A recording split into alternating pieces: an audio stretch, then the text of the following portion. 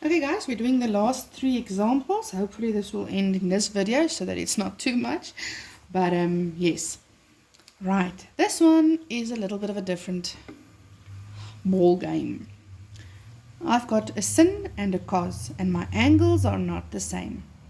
This is a problem, but a problem that can easily be fixed. In the previous example at number 6, we could fix we saw that if the functions are the same, sin and sin, then I can just use this as a reference angle. But now my functions aren't the same. So I'm going to have to get them the same. And I will get them the same by using co-functions, if it's sin and cos, right? Now, to get from cos to sin, remember I want my functions the same. What must happen to the angles? The angle must be the complementary angle. So if I add x and 90 minus x, what do I get? The x's cancel, I'm left with 90. So these are complementary angles. That's why I could jump from cos to sin. Right, and now that my two functions are the same, my reference angle is basically that one. Okay, and now I'm saying the sign of sin, there's no indication that sin is negative, therefore it's positive. So I'm working in the first quadrant. In the first quadrant, my angle is 0 plus 90 minus x plus the repeat. And I'm acknowledging case. Okay? Then I'm just simplifying. I'm bringing this minus x to this side. And it's going to become 3x. I hope you can see that. Okay, 2x plus this x. And I'm going to have 90 minus 10. And then furthermore, I am just going to divide by 3, 26.67. And if I divide by 3, I must do it there as well. I think 120. Yep. Okay, now let us do the second quadrant.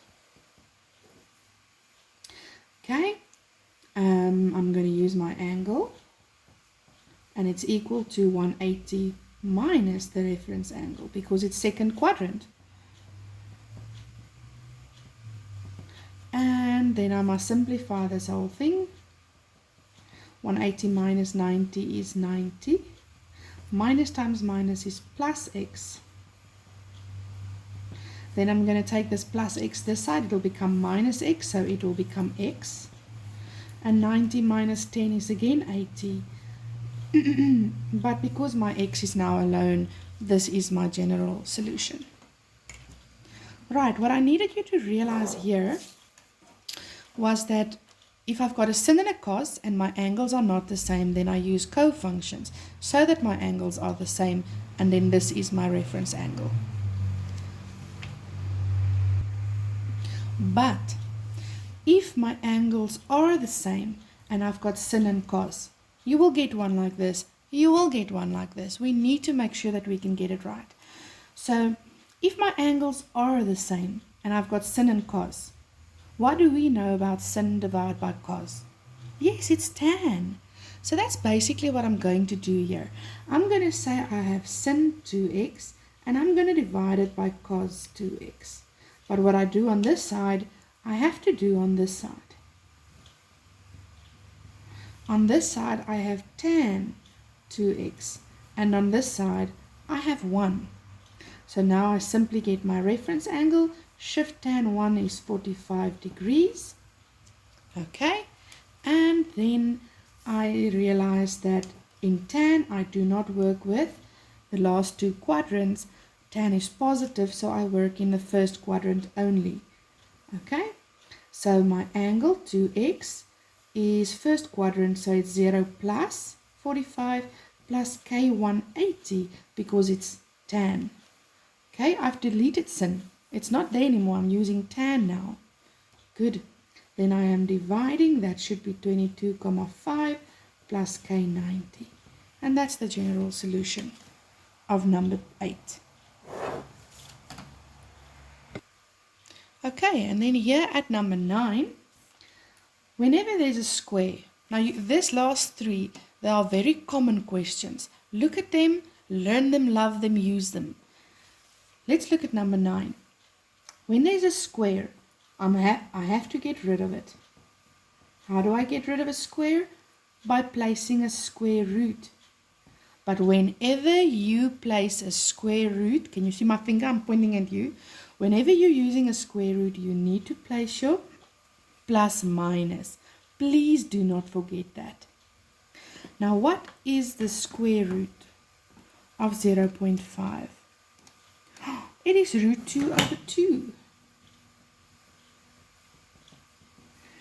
Okay. Now let us get the reference angle as we have done all the way before. You should know that root 2 over 2 is 45. Sometimes they will even give you questions that says do not use a calculator.